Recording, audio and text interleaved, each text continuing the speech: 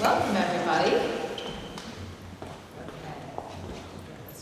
So, good morning and welcome. Here we are. My name is Megan Bruce. I'm the Dean of Students here at Northeast Maritime Institute, and I'll be your Master of Ceremonies for today. So, welcome to the 8th Commencement Program for the Northeast Maritime Institute College of Science. If we can now, please rise for the United States National Anthem.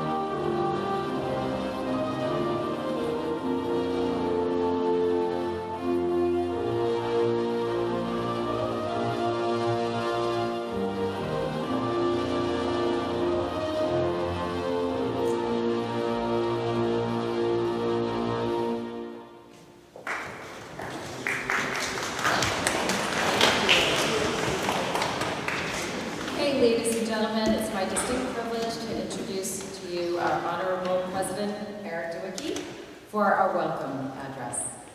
Eric?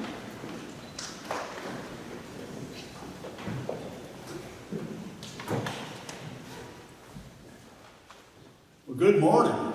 Good morning. It's a fine, sunny day in Fairhaven, Massachusetts. You know, when we get to do our graduation, it is always an emotional day for me. It is something that is a dream come true to see the young people that go through this school become success stories. And when you see them start to succeed in such a short period of time, this is only a 2-year program, and yet their nautical science load is the same amount of courses that they take at 4-year academies.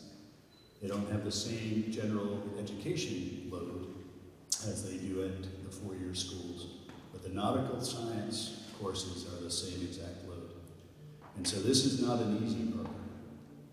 It's a rigorous program that not only teaches them academically, it teaches them how to become professional mariners in ways that I don't think have been seen before.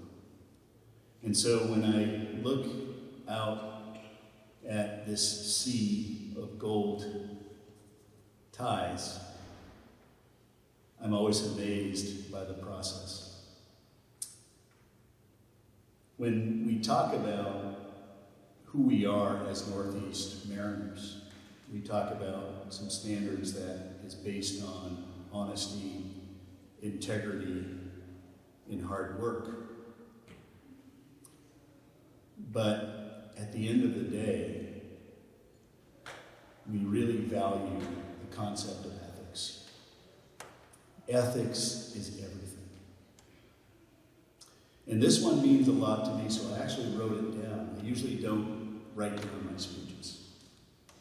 But this one means a lot to me, because I think we, not only as a school, embrace this, but we also need to send a message to the rest of our country and the rest of the world on how important we value ethics and how important ethics can be to the peace and harmony of world order, of national order, of order here in this tiny little school, this micro college. So I will say again, good morning, graduates, faculty, family, and friends.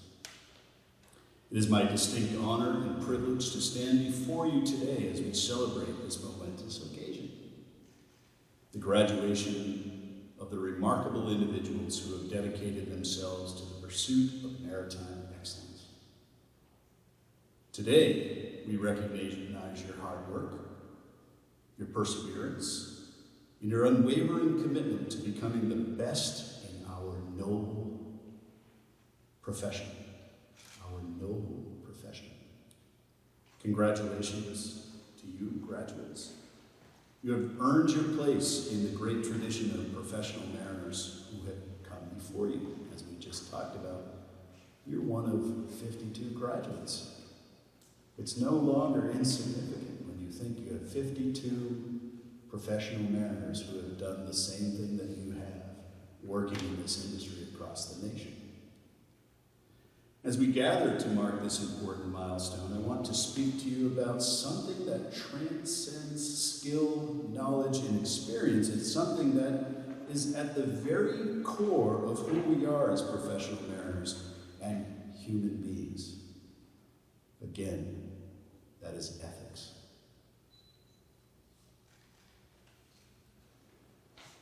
Ethics is everything. It really is. It is the compass that guides us through the uncertain and often turbulent waters of life and work. As mariners, you will be entrusted with immense responsibility. The safety of your crew, the protection of your vessel, and the preservation of our marine environment and the welfare of the people around the world that will depend on your ethical decision-making. In these moments, it will not be your technical skills alone that define you. It will be your character. It will be your ethical decision-making and how you embrace the concept of ethics. We live in a world where the right choice is not always the easy choice. That ethical dilemma. There will be times when you will be faced with difficult decisions, decisions where the lines between right and wrong seem blurred. It is in these times that your integrity will be tested. You know about integrity. We kind of remind you of integrity on a daily basis.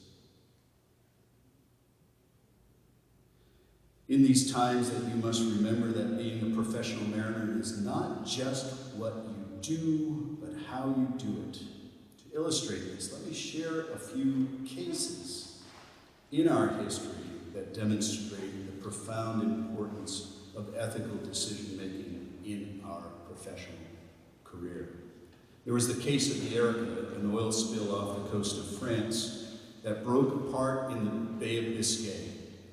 I personally dealt with that oil spill, the ramifications of an echo.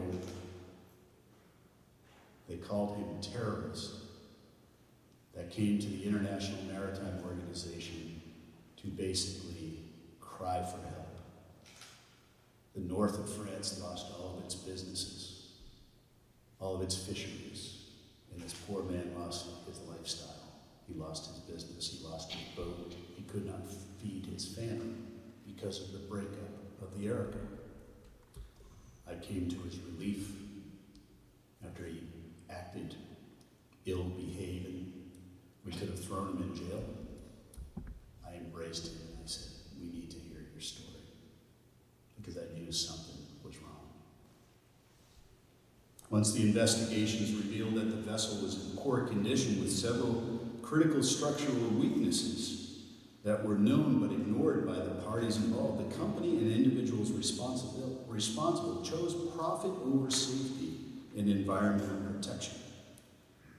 This tragic event serves as a stark reminder to what can happen when ethics are sidelined. As mariners, as professional mariners, as Northeast mariners, you may face pressures to cut corners or overlook issues to save time or money. Don't do it. You call me if that is the case. But remember, every time you choose to act ethically, you safeguard not only your own integrity, but the lives, livelihoods, and and ecosystems that depend on your sound ethical decision making. The Erica was a horrendous thing. The El Faro tragedy. Another poignant example is the El Faro, which sank in the 2015 Hurricane Joaquin, resulting in the loss of 33 professional mariners. The National Transportation Safety Board's investigation revealed that the captain decided to continue on course as a result of pressures outside of his control. He decided to listen to the outside pressures and not his own integrity.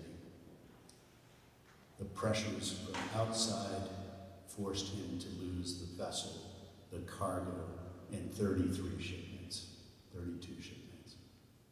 They died.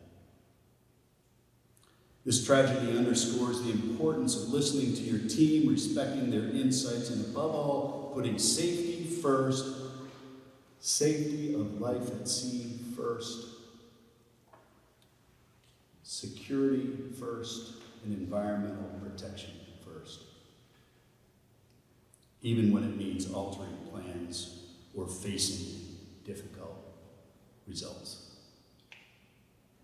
The Exxon Valdez oil spill in 1989 ran aground on Bly Reef in Alaska, spilling millions of gallons of crude oil. The investigation revealed that the captain had left the bridge, handed control to an unqualified mate while the vessel was navigated through the treacherous Prince William Sound.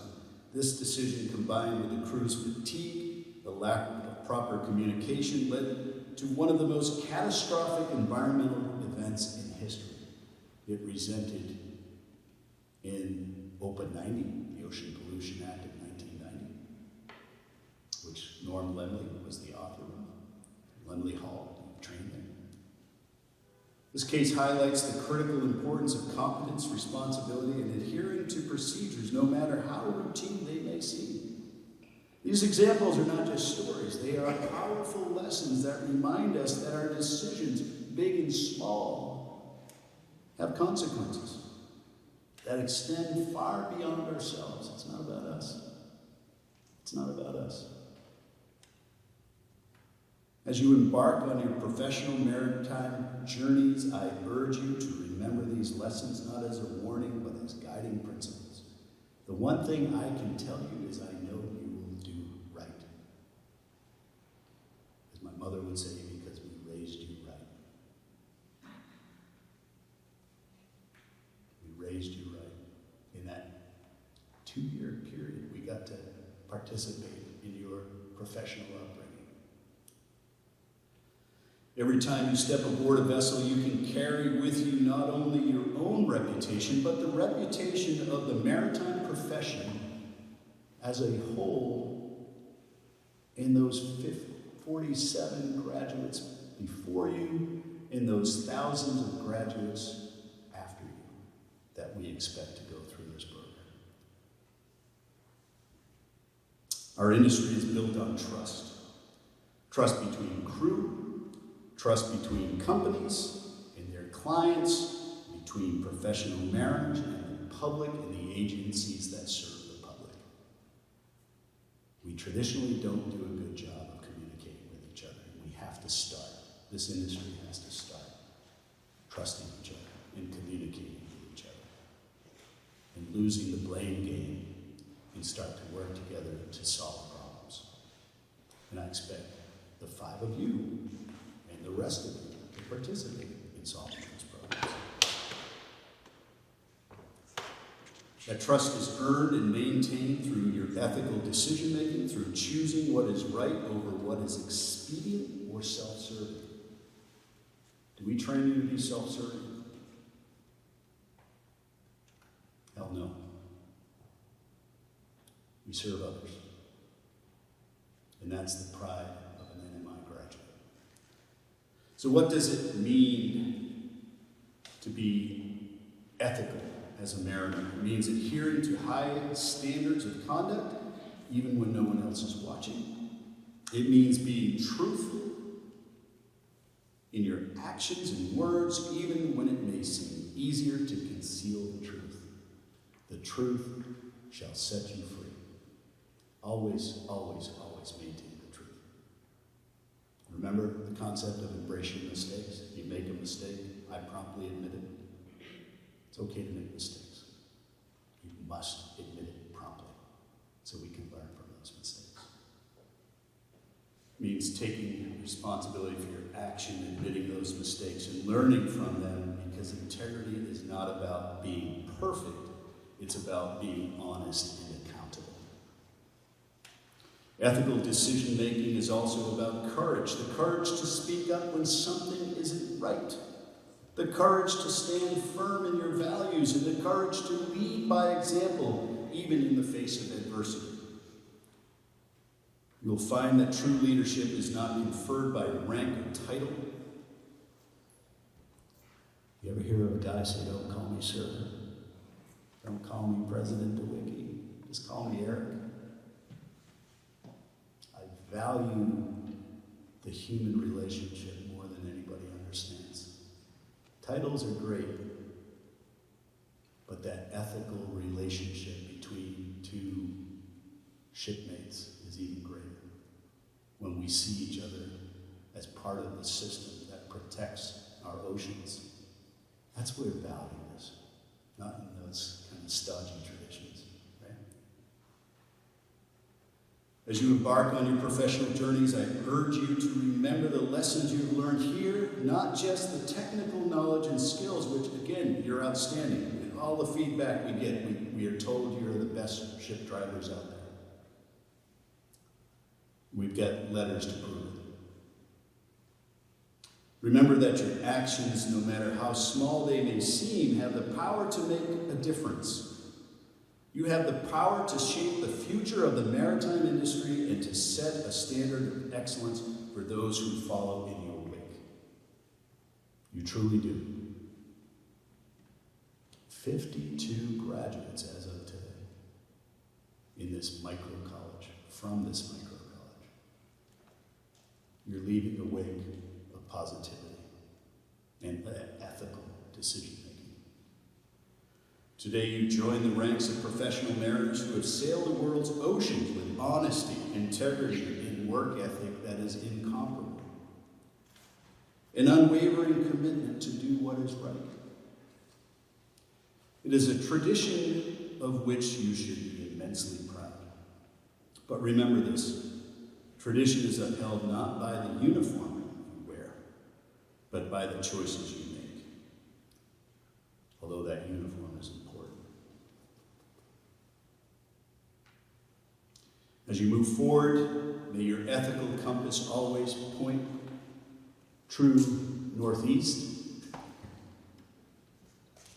May you navigate your careers and lives with integrity, with the respect for others that is gentle, that is kind, that is loving, that is caring, that is compassionate. For with you, you have an unyielding commitment to do what is right. Congratulations once again, graduates. You are the future of our industry. And I have no doubt about your skills, your dedication, and your unwavering sense of ethics. You will achieve great things. But I ask you to sail safely, to sail truly, and always let your conscience be your guide. I want to thank you for giving me the opportunity to witnessing 5 amazing human beings that have gone through this program with dignity and respect for each other that I have yet to see. I've told you your other NMI students behind you, if there is a cohort that they can witness and watch and emulate, it is you. You graduates. Thank you. In fair winds and following seas, as they say, but thank you. You have made me a better person by watching you. Thank you.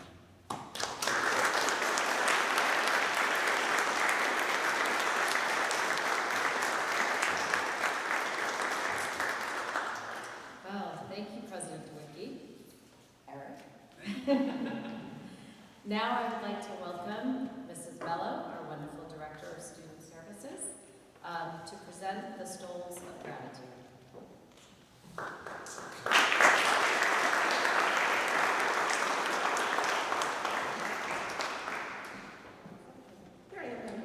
Good morning, ladies and gentlemen. It is a privilege for me to be able to share the story of the Stoles of Gratitude. Gratitude, which NMI has adopted as a way for our students to thank those who've been instrumental in their successes here at Northeast Maritime. The legend goes as follows. In the countryside of medieval Europe, a monk found a starving boy wandering through his family's burned-out village. It had been destroyed by marauders. He had been torn from his mother's embrace by pillagers, and only a piece of his mother's torn garment remained in his hand. When the monk returned to his monastery with the boy, the monk taught the boy literature, history, scientific thought, skills of debate and negotiation. The boy learned well and grew eager to know the world. When he left the monastery, he traveled to the royal city and became squire to a knight. He trained him in horsemanship, swordsmanship, and the subtleties of court society. After many years, the young boy, now a man, caught the attention of the king, who made him an advisor to the royal court. Reflecting on his life one day, he felt he needed to acknowledge the support of mentors. He took some of the fabric from his mother's dress, some of the wool from his monastic robes, and some of the silk tunic he now wore. With this, he fashioned 2 cloth stoles, embroidered them with the runic symbols of his village, the crest of the knight he had served, and the emblem of the royal court. He then presented these stoles to the monk and the knight, along with letters proclaiming his gratitude. Throughout his successful life, he never forgot the kindness and generosity which had enabled him to achieve his success. It became a tradition that spread through the country and beyond. The stole became a symbol of achievement for students. Today, the stole of gratitude is worn by graduating students during the commencement ceremony as a symbol of their achievement and presented with honor to those who provided aid and support in reaching their goal. The stole is worn during the ceremony, and then after the ceremony, the graduate presents the stole to someone who has provided help or mentorship, help with wisdom, words of support, a financial aid of some sort. Immediately after graduation, the graduates may take the stole from around their necks and place it around the neck of a recipient, along with words of thanks. At this time, I'd like to mention a little bit about cohort 14, and then we'll proceed with the stoles. With the arrival of each new cohort comes the hope that each individual will find motivation and ability to set aside their differences in exchange for unity, for that truly is the method in 2 short years, to develop the requisite skills, gain the knowledge, and embrace all the processes that young mariners need to succeed in their chosen profession. Well, as you heard, cohort 14 did all of that and more. They are the epitome of cohesive unit, so let me introduce the individuals who comprise our very best cohort yet, our beau ideal. So first up, we have Austin Allen. His home port is Wareham, Mass. Austin arrived at NMI with some prior college experience, and that fact readily was apparent. He possessed background knowledge in a variety of subject areas and was always willing to share that info. This knowledge not only enriched the learning and experience of his cohort mates, but it also entertained them, because who doesn't love a good Austin factoid? Austin also modeled a few key concepts that we embrace here at NMI. For example, he lived the whole 15 minutes early is on time, as he was usually the first one here in morning meeting. He also understood the importance of slow, steady approach to test taking, as he was frequently the last student to finish and often the highest scorer. Austin is also appreciated for his acceptance of others, his friendship, and most beloved by all, his dark humor. Thank you very much, Austin, for all you've brought to us. Sam Baum, he hails from Camden, North Carolina. Sam came to us with a reputation as a polite, good-hearted young man. Let me tell you, those are not rumors. If there is a job that requires muscle and timely completion, Sam's your guy. But Sam is so much more. His humble and determined approach to life, work, friendship, they all earned him a place in everyone's heart. Sam was frequently seen dropping back in a group to walk with the person who seemed down or lonely that day. He's also the guy who at lunch could frequently be seen under the hood of someone's car, offering a diagnosis of the problem or a quick repair. Sam is also an avid reader, and his dad jokes always earn a smile. Thank you, Sam, that you brought to us.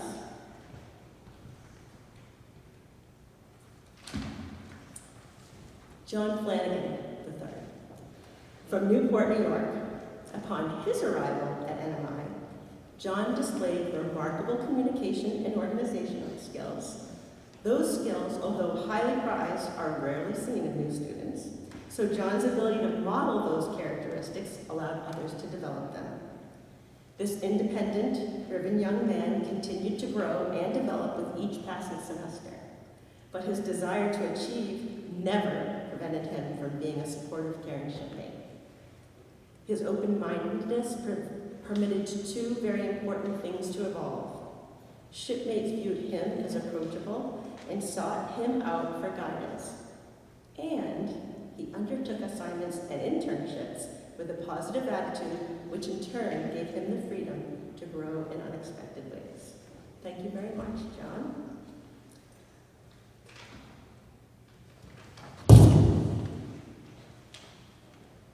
Stephen Farias, New Bedford, Mass, home court. This New Bedford guy brought with him a worldliness and global perspective that inspired his cohort mates to strive to understand and appreciate others. Stephen's intuitive nature, combined with his well-developed leadership, allowed him to include and unite people from all backgrounds to pursue their shared goal. In addition, his knack for combining high expectations with role modeling serves as a pathway to success for those around him, whether he realizes it or not. Throughout his time at NMI, Stephen's subtle mentorship and amicable personality positively influenced everyone around him, as well as the overall performance of the student body. Stephen is a loyal friend and shipmate who encourages others to hone their existing skills while developing new ones. The bottom line, Stephen embodies wisdom, loyalty, and humor. What a winning combination. Thank you.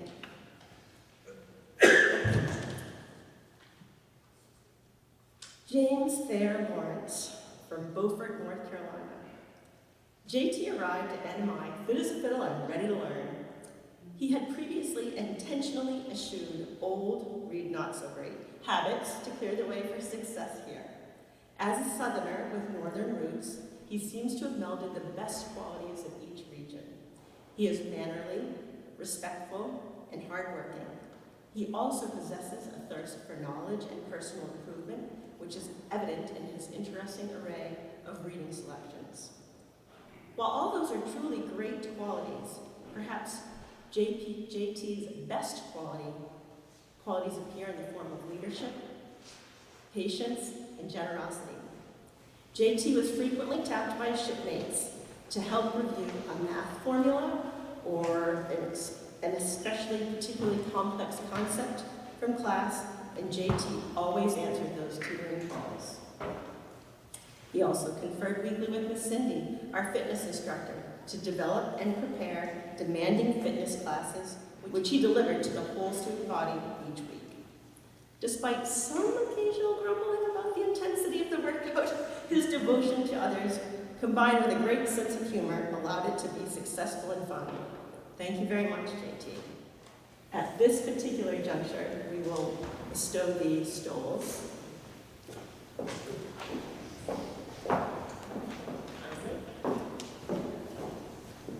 Austin first.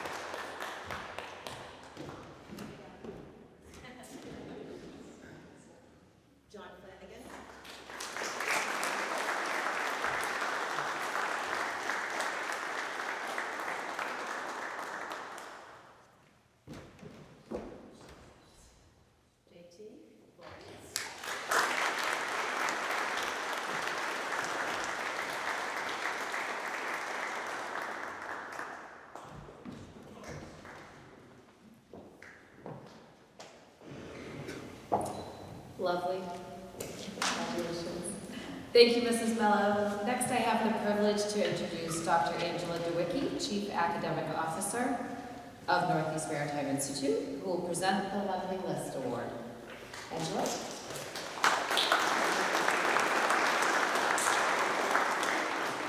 So good morning. I always love following Mrs. Mello because I love to hear those stories. And she really does capture each of you, right? And all of those special traits and the things that you brought to us and to the student body. So thank you for that. I was enjoying listening to that.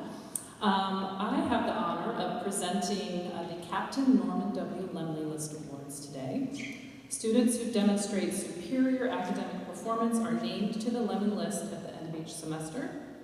Students are eligible in any semester during which they successfully complete 15 or more semester hours of credit, which is not difficult to do in this program, with grades no lower than C, and who hold a cumulative grade point average of 3.0 or above, and have completed the required community service hours. That's a lot. And with an average semester workload of at least 18 credits per semester, is that correct? Sometimes more.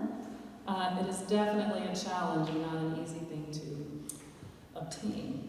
So a little bit about Norman Lemley. He served the United States Coast Guard for over 36 years in different capacities. During his 25 years in senior leadership positions, Norman was a driving force in both the development and implementation of nearly every major marine safety, marine security, and pollution prevention initiative. In retirement, he continued his tireless efforts to honor the mariner. He served as the Director of Maritime Safety and Security at Northeast Maritime Institute for 15 years, and he was also co-founder of the Commonwealth of Dominica International Ship Registry, which is hosted at Founders Hall. Throughout his life, Norman Lemley put service first to his nation and to his international community, as he spent many years attending the International Maritime Organization meetings as a delegate. He left a tremendous legacy and will long be remembered for his exceptional service. And for those of you who are not familiar with our campus, our students take courses at Lemley Hall, which was dedicated in his name. So today, I have the pleasure of recognizing two of our graduates who obtained this honor for the full 2 academic years. So they received Lemley List honors for 4 semesters while they were here on campus, and we are proud to recognize their hard work and commitment. So today, if I can ask John Flanagan and James Lawrence to please approach.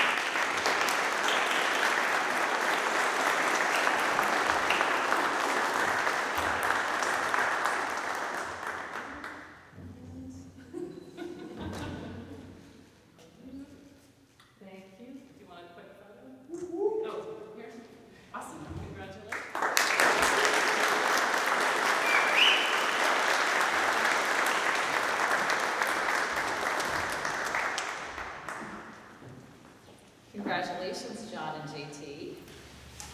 It's a great honor. Thank you very much, Dr. DeWicki, and congratulations again. Now please give a warm welcome to Master Chief Vince Patton, who will present another prestigious award to one of our graduates.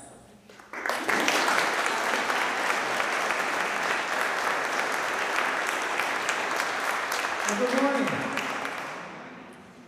I now have the honor to present the Keyhole Award to one of our graduates. But first, let me tell you a little bit about Senior Chief Jules Keyhole. And it's very important, and I know there's a script here, but I'm gonna tell you a one-off script, so that's pretty dangerous for me. You know, I think the higher parts of the accolades of Jules Keyhole was her terrific service in the United States Coast Guard. And, you know, and most importantly, as one of the few women of that time era that went into the bosun's mate specialty rating, which there weren't very many women in that particular area. Jules excelled exceptionally in that. Yeah, she later became an officer in charge of an ACE navigation team, a trainer, and she brought those skills to NMI's program and was just very, very fascinating to not just watch, but to listen to as well. You notice I'm speaking about her in past tense. Unfortunately, Jules did not stay with us very long because she succumbed to one of the most ugliest diseases of all time, that being cancer. But, you know, she was someone that when we talk about our NMI core values of honesty, integrity, and hard work, not only did she live it, but she was the greatest example of it. And she brought with her a great sense of skills and understanding to not just to all of the students, but to the faculty, to anyone that got to know her. We had the pleasure of naming a vessel after her, which very well is important. So back on script. This honor is awarded to a student mariner that reflects NMI's core values of honesty, integrity, and hard work, and demonstrated sustained exceptional standards of proficiency in conduct, and whose professional appearance and bearing are consistently impeccable. This award shall be in recognition of a student mariners that demonstrate through action that they are following in the example and traditions of Senior Chief Boatswain Mate Jules Kehoe, United States Coast Guard, retired. And I'd like to take this opportunity to recognize the recipient of this award, James J.T. Lawrence.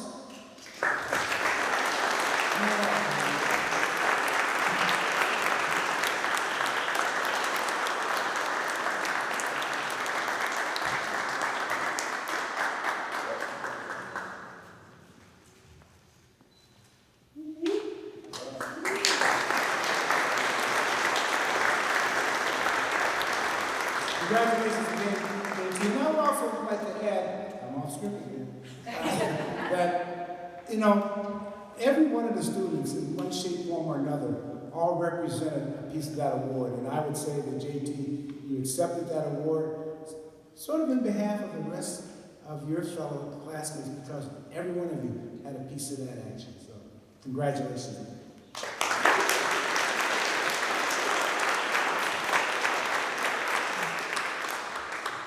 Excellent. Thank you very much. Well deserved, JT. Congratulations. I would now like to welcome NMI instructor, Captain Aaron Molina, who has a message for our graduates today.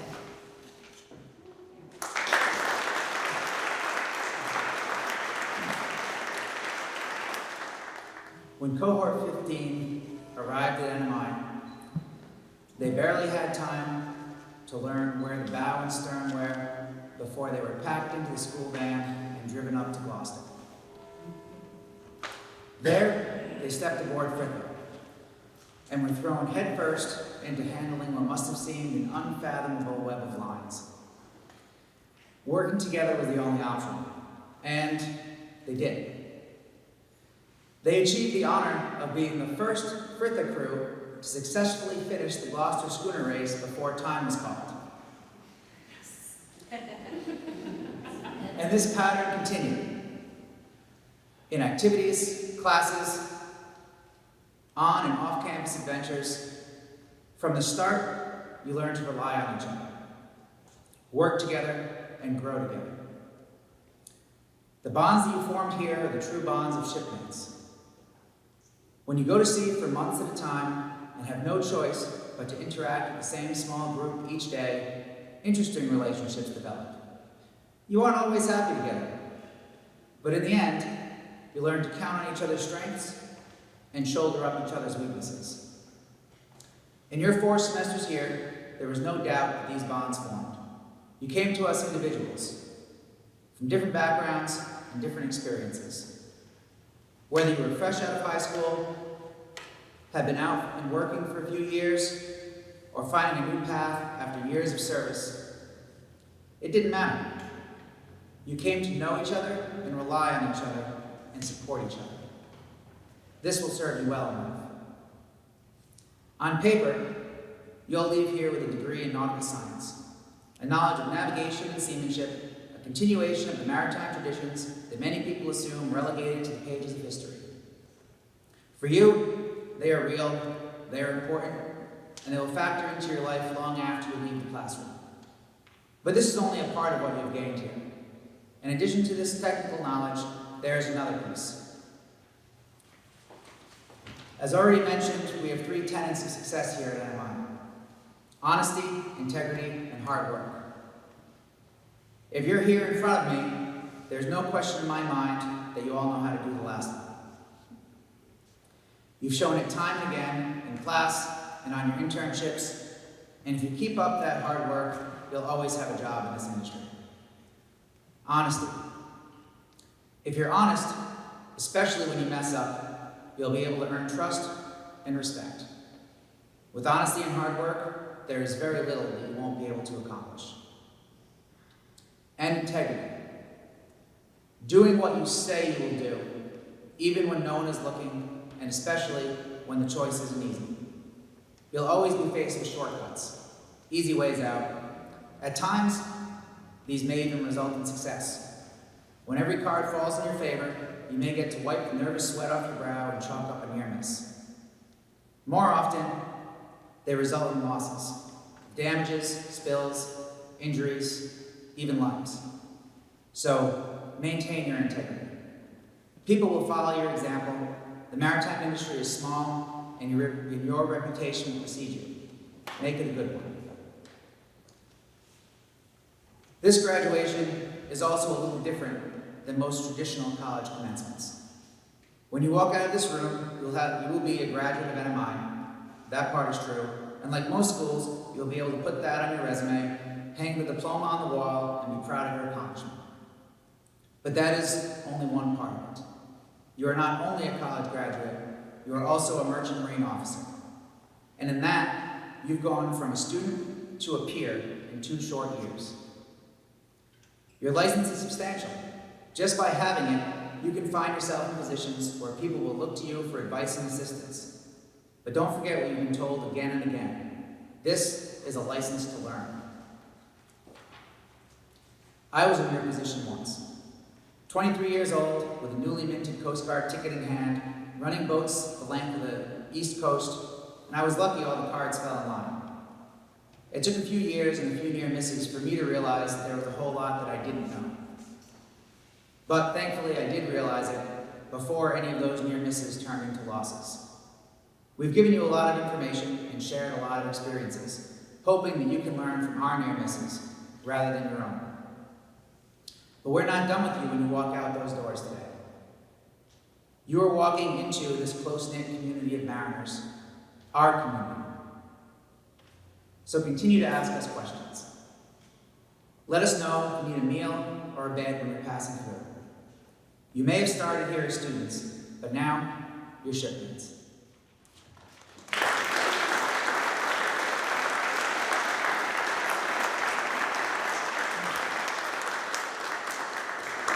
Thank you, Captain Paulino. That was lovely. Next, I have the honor to introduce Captain Morgan Dewicki, NMI's Chief Operating Officer.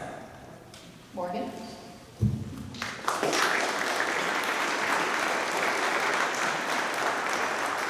morning. I have the distinct honor of introducing this afternoon's commencement speaker. Algernon Joyner Keith is a seasoned professional with extensive experience in emergency response and coordination, search and rescue operations, education, and senior leadership. Over a career spanning more than 2 decades with the United States Coast Guard, Al gained expertise in maritime law enforcement, navigation and counterterrorism, as well as national defense operations. His roles included incident command system coordination and ship salvage diving operations.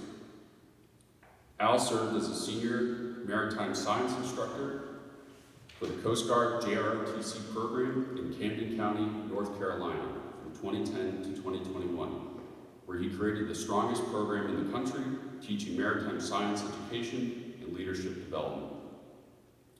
He also worked as a senior military analyst at the United States Joint Forces Command from 2008 to 2010, contributing to strategic military planning and operational analysis. In 2023, Al became an adjunct faculty member at Northeast Maritime Institute, where he taught professional maritime courses, and continues to do so today.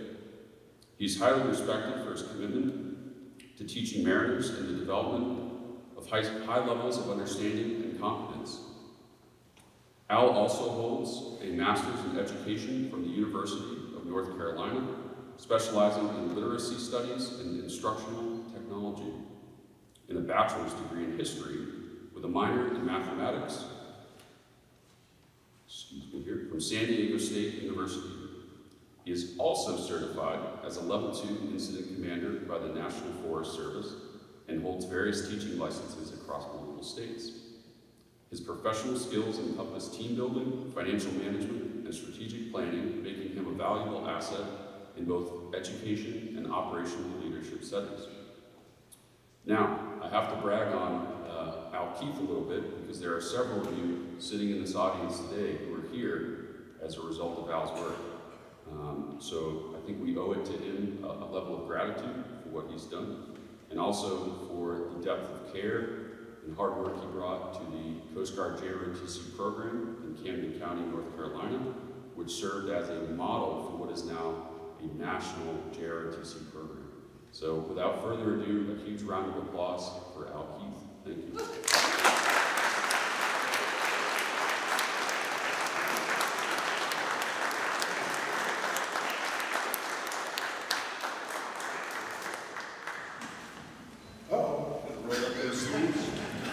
Where's the next one? Morgan, thank you.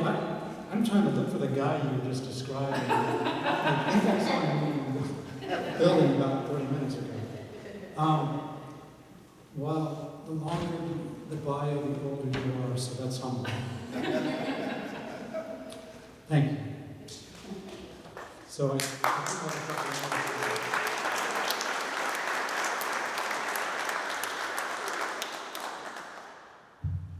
So thank you, Morgan. Thank you, Eric DeWicki, Dr. DeWicki, Dr. Vince Patton, Master Chief Petty Officer of the Coast Guard, retired, and one of my role models years ago.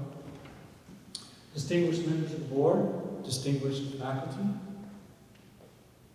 and staff of NMI, family and friends, and most importantly, our graduates of cohort 14, Austin, Sam, Stephen, John, and JT.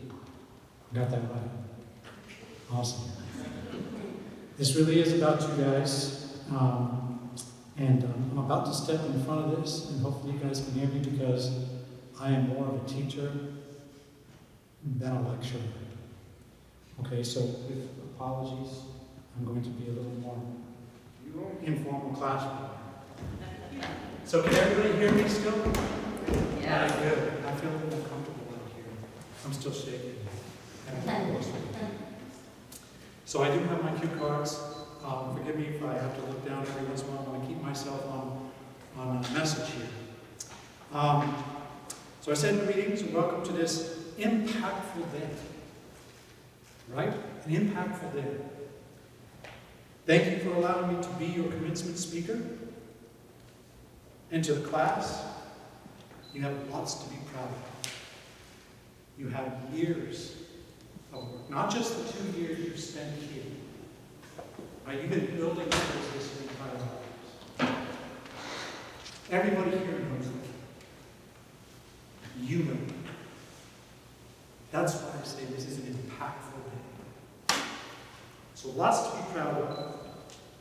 Those diplomas you're about to get on, by the way, I'm very aware that I'm the last guy standing between you, those diplomas, and the party. So in my car, I'll take the floor. And stop me from rambling. Don't laugh, Sam. And a PowerPoint that I couldn't show. I had to make by hand. Okay? So we're going to get you there. But you also have lots to be thankful for as well. Right? First and foremost, parents, family and friends, for supporting you all of those years that brought you here, that continue to sustain you while you're here and beyond, right? The staff and instructors and the board and everybody dealing with NMI. Lots to be thankful for. Never forget that. I know you won't. But I wanted to bring it up. It's very important. Everybody else in here, I'm your commencement speaker too. You're very important to this whole process. Thank you for always, not just being here today, but always being there for these men. And these ladies and gentlemen back here as well. Card number 1 down. So far, so good. I, too, am thankful. I'm thankful for your commitment to the maritime industry. The lifeblood of the U.S. economy and nation. Now look, I could teach a semester-long course on the whys that I'm about to just breeze over here, okay? And be a daggone interesting course, trust me. But trust what I'm telling you is true, okay?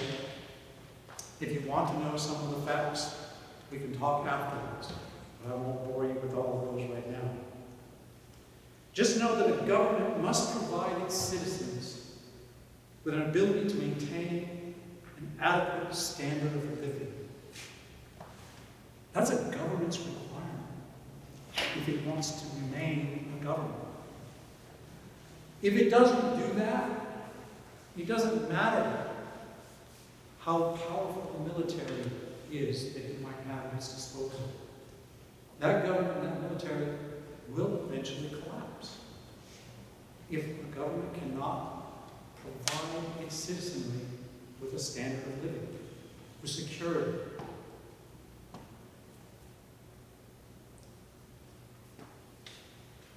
The maritime industry is the backbone of that in our country.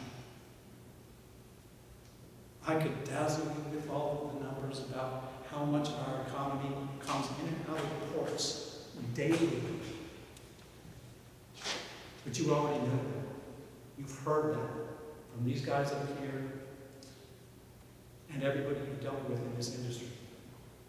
Without the maritime industry, we collapse as a country and as a society. 9/11 taught us that lesson, if nothing else did. We had to shut down almost the entire nation. The maritime industry came to a screeching halt for days and weeks, and in some cases, months, and it crippled our economy.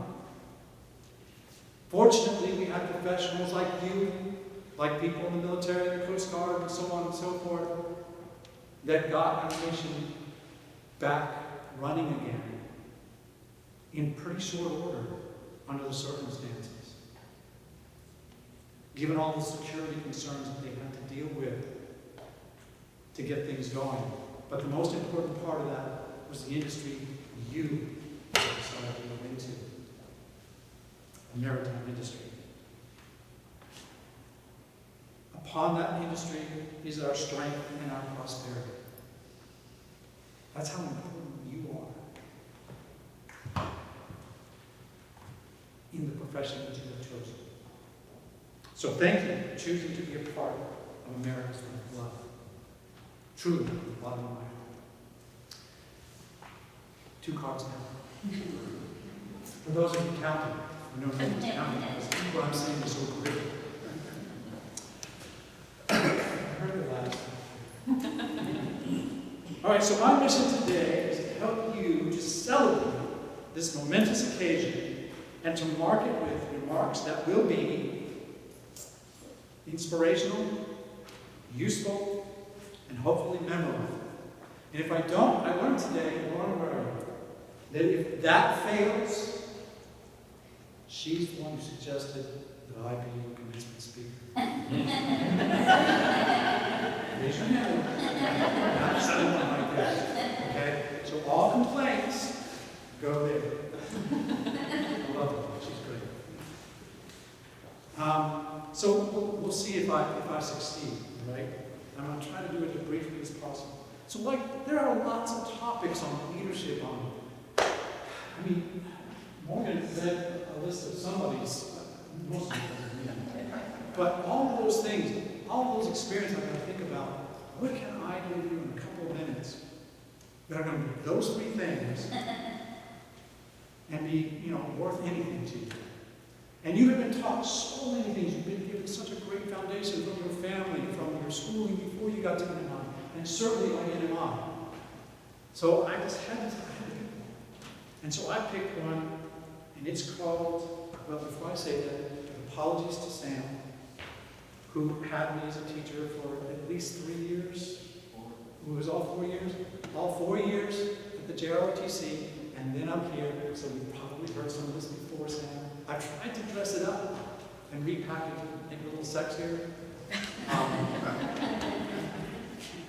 The rest of you probably haven't heard this before, but Sam probably does. So anyways, you can tell me if I succeeded afterwards. That topic, wait for it, it's sexy, personal power. 3 down, personal power. Sounds strong, doesn't it? What is personal power? It's not physical power I'm talking about. I'm not talking about physical power. I'm not talking about position power. We all give respect to the captain. The captain has a certain position. That captain hopefully earned all of that. And I'm not talking about that earning, right? Not about the title captain, not about that position, but about what went into make that person the captain and the respected person. It's not about firepower. Go Navy. That was for you. Okay? It is about personal power you have through your ability to influence other people. Okay? I'm going to try to give you a couple of quick and dirty, easy lessons, an acronym that I made up to help you remember how to do this. But I want to make sure that you all understand that this is an interactive thing here, folks. Okay? So I'm going to ask questions. You got to answer the best you can. So this influence is garnered through credible authority, right? What do I mean by credible authority? Well, think back to, say, a class that you were in, a committee you served on, a team you were on, and this is for everybody in here, that was a group of people trying to solve a problem or come to a conclusion of something important, right? Think back. Pick one of those in your mind. Think about the people that spoke and interacted. And envision the ones that you know, from my definition that I just gave you, had personal power. They were most influential. People of a certain age, remember Merrill Lynch, the commercial? When Merrill Lynch, people listen, talks, people listen, right? There were certain people in almost all those groups that everybody else listened to more intently than perhaps others. Why was that? This is the interactive part. Why? Give me some reasons. Life experience. Life experience. Very good. What else? They were credible. I'm sorry? They were credible. They were credible. Why? Why were they credible? Because that's what they did, honestly. Okay. And you believe that through your interactions with them. Very good. What else? Just out of the room, lagging behind, there's more of you. Okay? That's it. You're going to get tested again. You have to start listening. Charisma. Love it. You hear that word again in a minute. Perfect. Confidence. Confidence. All right. I put you on the spot enough. You've done a good job. No test. You all passed. All right? So there were also people in the room, sometimes, sadly, look, I'm not trying to be pejorative, mean, or anything like that, but when they spoke up, I just saw someone yawn. I saw it. One of my family members too. I saw it. It was perfectly timed. You yawned and looked at your watch and thought, when is this person going to finish so we can get on to the real stuff? Raise your hand if I'm being honest, right? Yes? Yes? Nobody's raising their hands. Okay. I'm not here alone. Thanks, Mr. Manducci. That's awesome. So anyways, my point is not to belittle anyone. My point is to, all right, who do you want to emulate? As you walk out into your profession, into communities, any of us, any committees that you might become part of, any job that you are pursuing, which do you want to be? Do you want to be the person that everybody sits at the edge of their chair to listen to, or the person who you're going, thank you, move on, next. Is that a tough question? Did everybody know the answer? You picked it in your head? So I want to help you get there, right? And that's what the personal power part is. So how can you help yourself have personal power whenever you go step out into anything that you endeavor to do?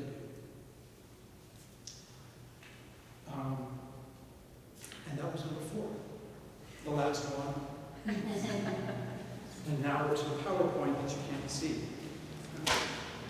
It was so nice too, because it's animated. It came in, I was very proud of myself. I pushed a button and the new thing flies in a different way.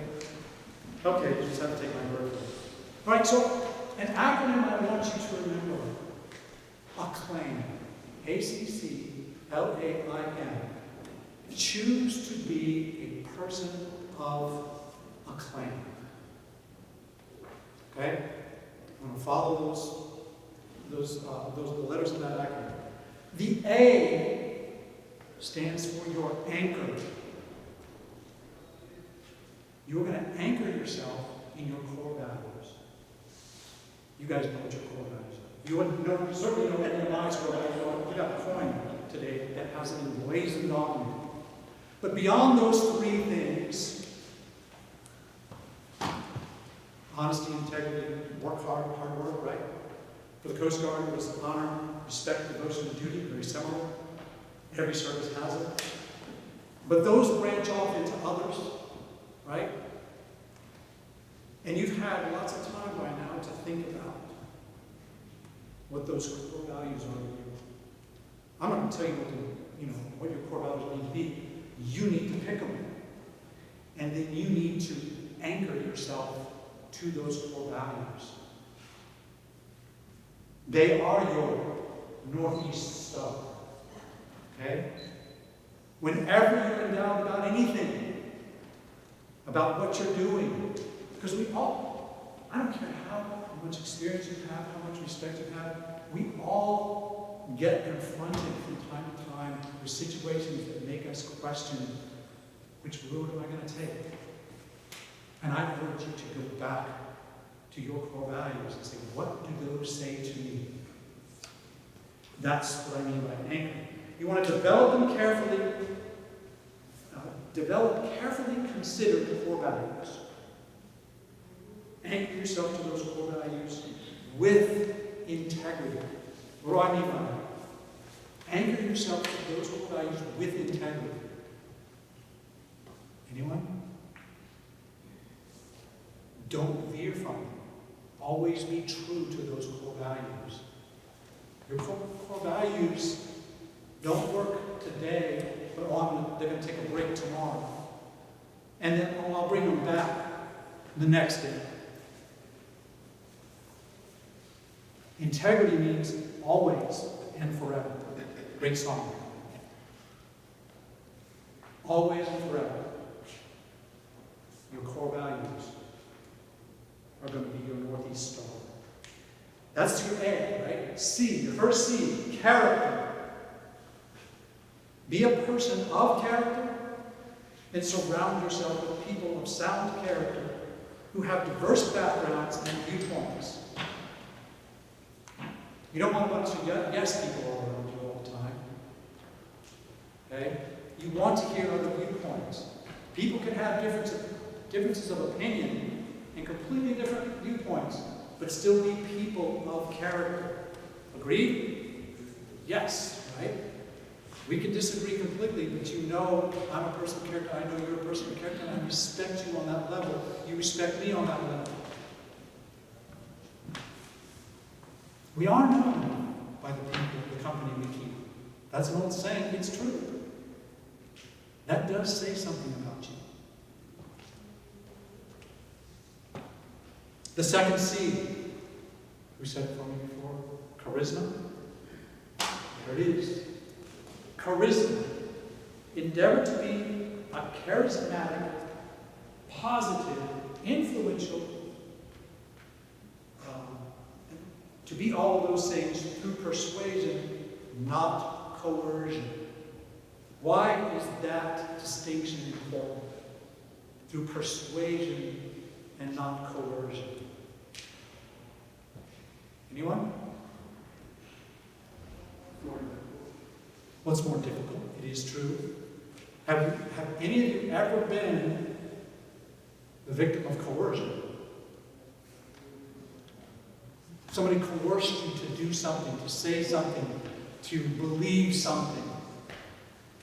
How does it make you feel? I'm sorry? Makes you feel stupid, makes you feel maybe guilty, makes you feel like, why did I do that?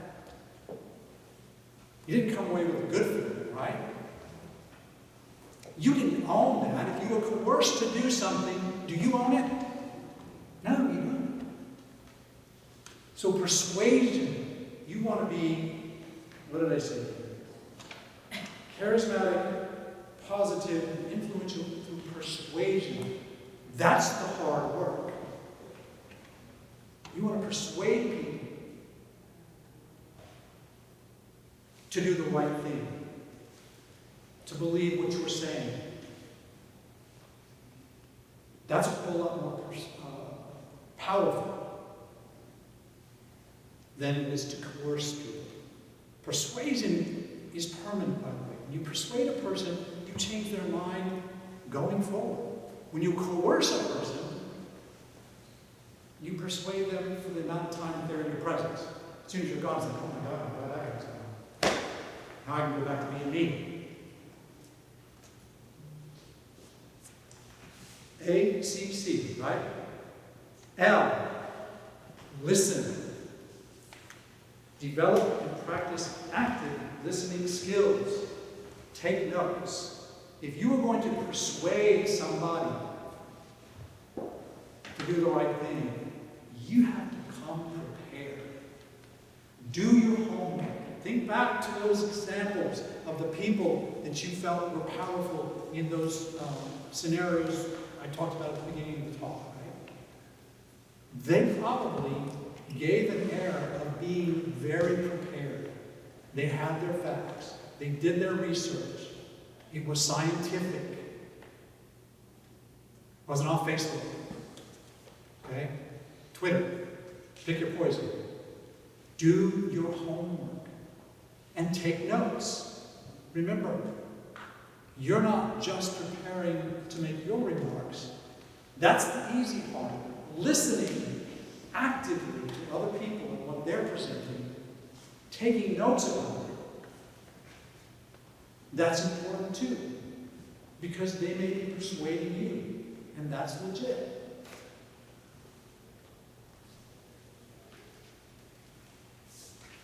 There's only 3 of these, by the way, I want to say. So we have A, anchor, C, character, C, charisma, L, listen. The next A is anticipate.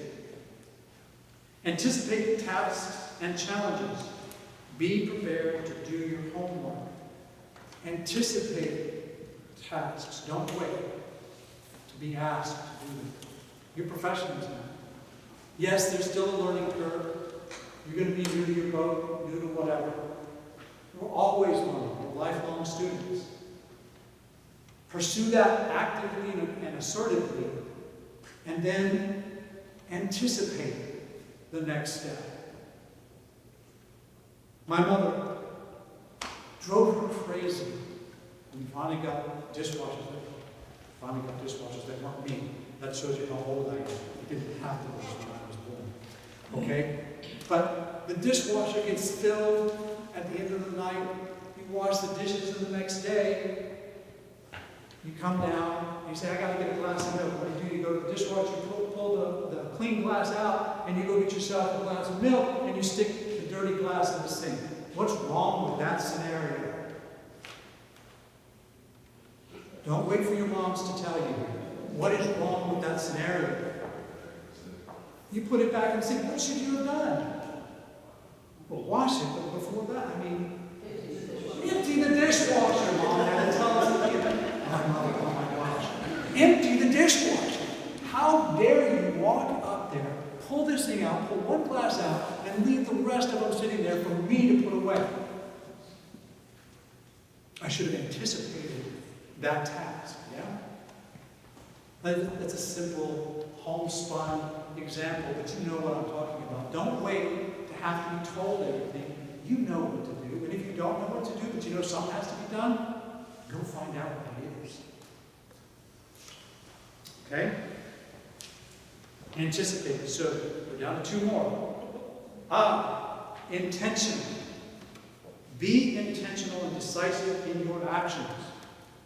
Once you've done all the preparation, you've done all the work, you know what's to be done, now it's the time to be intentional and decisive. Don't be risk averse. There's a difference between the term risk and gamble. A gamble, what was it? You don't have any control except rolling the dice. Risk you can control to a certain extent. But by putting yourself out there, you're going to endure risks. And don't be risk averse. If you had done all these other things in here to make yourself a powerful person, then you're reducing the risks exponentially. Okay? Don't be that person who says, well, I can't take any action until I got 100% certainty that this is going to come out right. No, you've got 100% certainty. You've done everything in your power to make it come out right. But realize that you don't have 100% control over everything in this life, including your job. Control what you can, reduce the risk, and get out there, do your job, and live. Be decisive. Learn and grow from your lessons learned, your failures, and your successes. The strongest leaders I know are people who made mistakes and said, you know what? Not only am I not going to make that mistake again, but nobody who ever works for me is going to make that mistake either. Right? Nobody else is going to make that mistake. That's what all those experiences mean. All those things in the morning are going to be full of lots of mistakes, okay? I learned so much, and every time I tried to make sure, hey, JT, come here, I want to talk to you. There's something I want to tell you about. Don't make this mistake. Don't make your own mistakes, okay? But don't make mine. Last one, this is going in order for a reason. Mentor. Intend to be a mentor. Take care of and be an advocate for your people. Always. They are the future.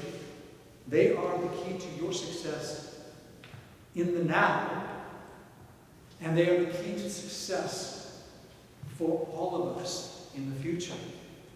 And they are truly going to be your legacy. Sam, you know I'm talking about legacy. It's an important thing to me. when we're all done, we leave a job, we leave this life, or whatever, all we have is our legacy. What we did, who we influenced. Well, your people are your best legacy. Because they're going to keep, don't let me close your ears. They're going to keep legacizing. That's not a real word. Okay? They're going to keep legacizing out there. I just made that up. It's the old thing. I tell two people, they tell two people, they tell two people. That's the mentor tree. ACCLAIM. Be a person of acclaim. Have personal power. And that's my talk. With that, I give you one prolonged blast, change of status, because this is the change of status. You go from the classroom to the real world. Thank you very much.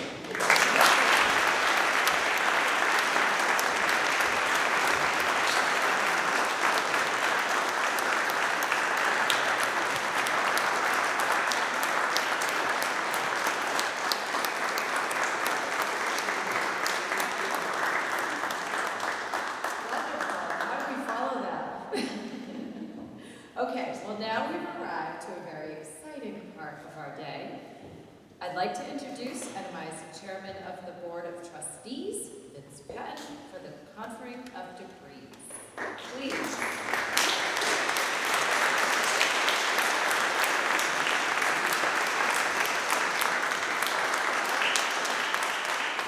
Well, hello again. President Nowicki, distinguished guests, parents, friends, and graduates. On behalf of the Northeast Maritime Institute Board of Trustees, I'm proud to congratulate the class of 2024. You've achieved an important goal, one that will serve as a strong foundation for your future. You are set to experience a rewarding career in the maritime industry. No matter where you plan to go next, remember that NMI will always be here to support you and your future endeavors. As I speak for the Board of Trustees of this college, I authorize you, President Nowicki, to confer the Associate of Applied Science and Nautical Science degrees upon the candidates as approved by the faculties. Vince is seated. Oh, that's not seated. Oh, I know. And only we have the script.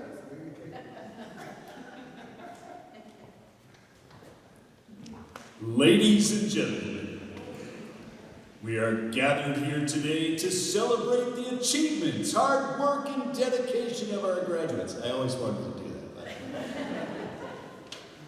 We will now begin the most important part of this graduation ceremony, the conferring of degrees as described by Dr. Patton. It's not often I get to hang out with this cool big brother of mine, and he truly is my big brother, and I just love that fact. That's not in the script. It's not in the script. Ms. Bruce, you're going to hand the diplomas to Dr. Patton and I, and you're going to call out their names one at a time. We'll stand over here.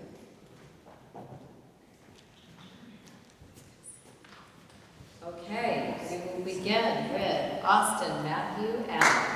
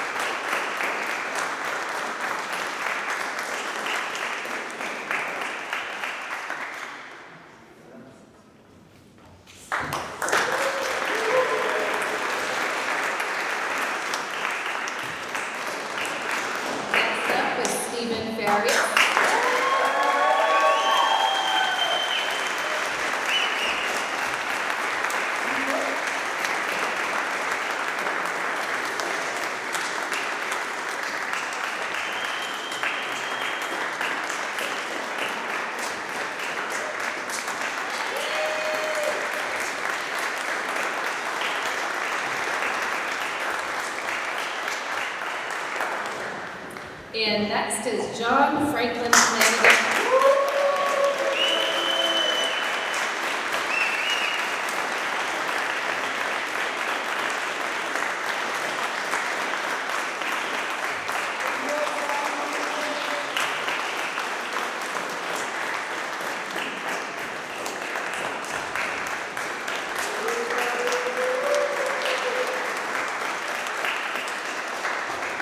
And last but certainly not least is James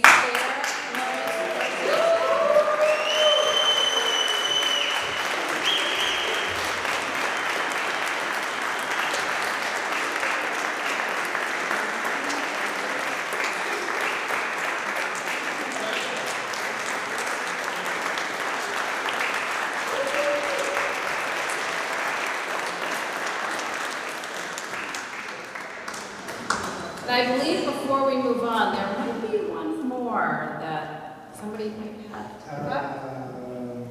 I think so. I think so. Oh, I guess we do. And, ooh, you know what this is? I should tell you. Can I tell you? We would like to call up.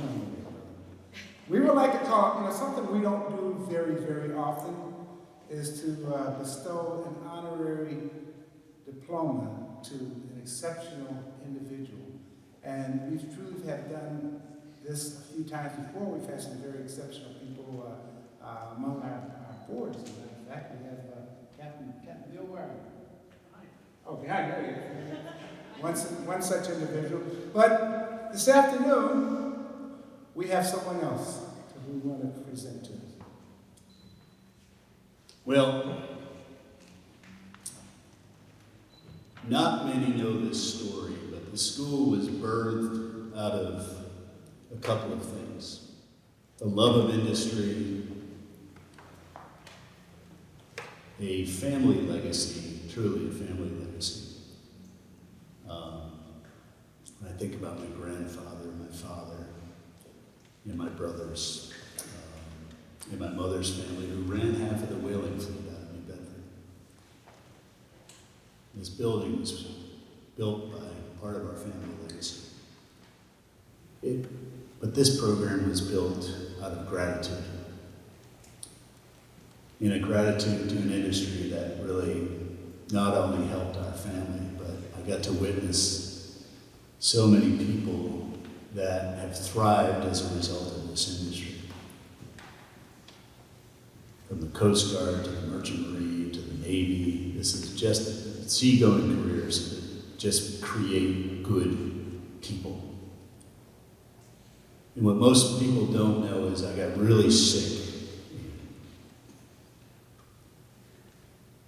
in 2010, and we didn't know what was wrong. And I thought, I gotta say thanks before I leave this earth, because they were telling me I was getting ready to leave the earth. And I created this program on paper as a result of a lady saying, NMI needs to become a college. But I didn't have the confidence to do it alone. And I was scared. And that same lady that said, NMI needs to be a college, said, you need to reach out to my dear friend who's going to help you get this organized.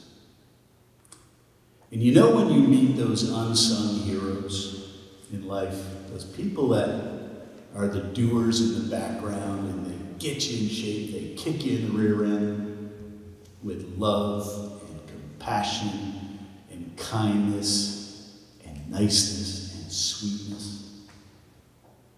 I don't think I've ever met anybody outside of my wife, and I say that honestly, that met that criteria outside of this young lady. When I was feeling truly the lowest in my life and knowing I had to work the hardest because I didn't think I had much time left, this lady built me up. And I didn't tell her I was sick, by the way. But she gave me the love I needed to fuel my thinking. And she gives us all the love when she is present that we need in very special times.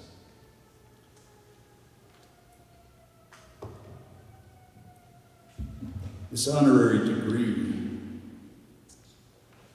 is a degree of Associate in Arts and Education Service, recognizing the outstanding service and personal assistance that leads to the success of individuals in higher education.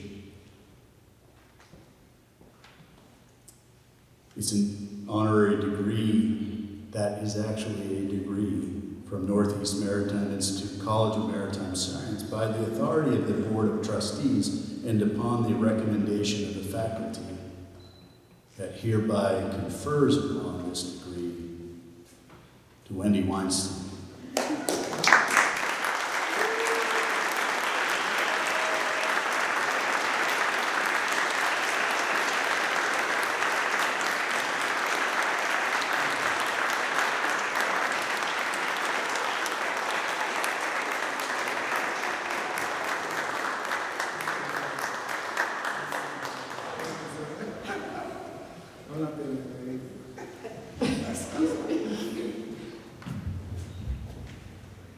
I'm the shortest one here.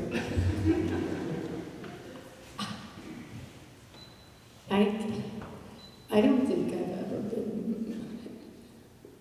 more honored, more surprised, more grateful. God, I don't even think I deserve it. Humble, more humble than I feel now. Thank you. I don't want to say a lot, but I do just want to say that NMI, from before the beginning of NMI, has been a dear love of mine. I admire those who had the dream and the vision, those who put in the really hard work, and the students who had the courage to take on this kind of program, because it is rigorous and it can be a little scary. I always used to imagine, could I do it? I don't know. But thank you from the bottom of my heart. This just means the world to me.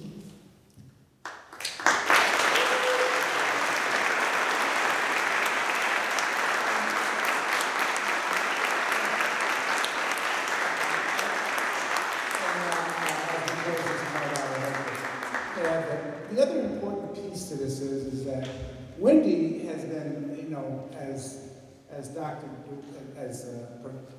President had said, that she's been a driving force for this entire program, and a stalwart, as well as a person that I have put a lot of trust and support in as my vice chair for the Board of Trustees. And I certainly can't take any level of credit for how well we have done with this organization as we continue to move forward successfully and proactively without the great support that we get from Wendy Weinstein. So again, Wendy, thank you so much for all that you do. And yes, continue to do it.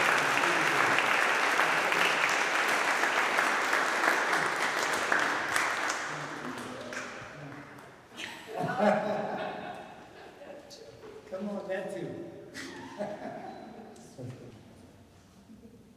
I'm not getting nervous.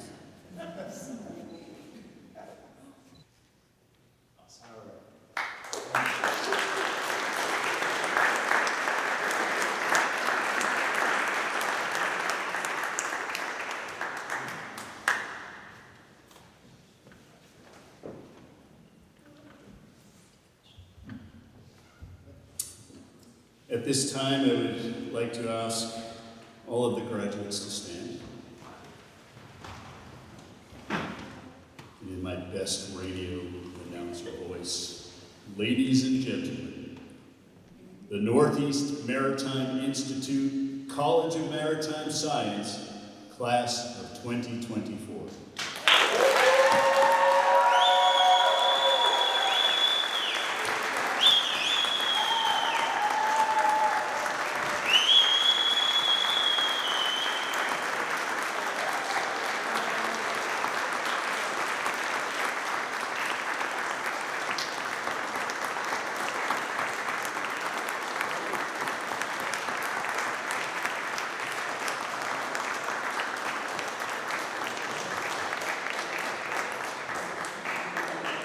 you could be seated for the closing remarks. I'll remind you of NMI's 3 tenets of success: honesty, integrity, and hard work. You've heard a lot about it today. I won't pontificate. But I will. Honesty. Always be honest and true to thine own self. To thine own self be true. That is honesty. Integrity. Do what you say what you do, and do what you say. Don't ever violate your promises. Professionally, personally. Integrity is the only thing you get to bring with you to your grave. Okay? Work ethic. The Northeast Maritime Institute Mariners are known as the hardest working professional mariners currently in the United States Merchant Marine, hands down. When our kids go to work, I get letter after letter after email after telephone call, how our kids outperform all the other kids. That's amazing to me. Please honor that. But more important, remember your values that are steered by your kindness. The world needs kindness. Doesn't mean being nice. Nice is being polite in words. Kindness is based upon your actions. Will you give the last shirt off your back to somebody in need? To always give back semper videre, based on your kindness. That's the beauty of what we get to learn here together. You teach us more than we teach you. That's the beauty of this experience for all of us up here. You teach us more than we teach you.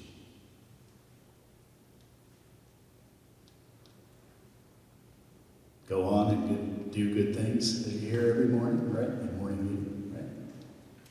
Please go on and do good things. Make yourselves, your family, and us proud. Because we're excited for you. We really are excited for you. And ladies and gentlemen, thank you so much for your attendance. Gentlemen in the back, thank you for your attendance. These guys actually work really hard as well. And unsung heroes, those 3 guys back there, they're digital creators making some of the most prolific maritime education and training protocols ever built in little old Fairhaven, Massachusetts. So thank you for being here to honor the people that honored us by attending our school. Staff, faculty, board members, thank you for being here and all that you do for the maritime industry. The maritime industry is just incredible. The ocean knows no borders.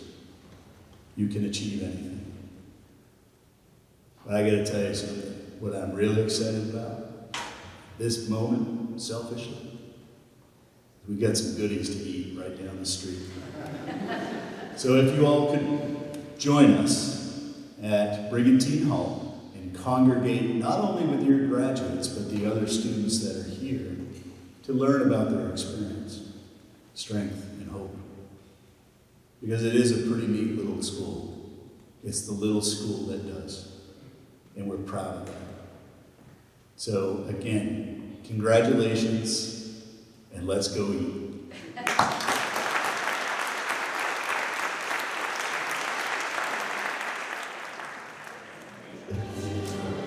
We're going to come back for pictures after we walk out of the procession.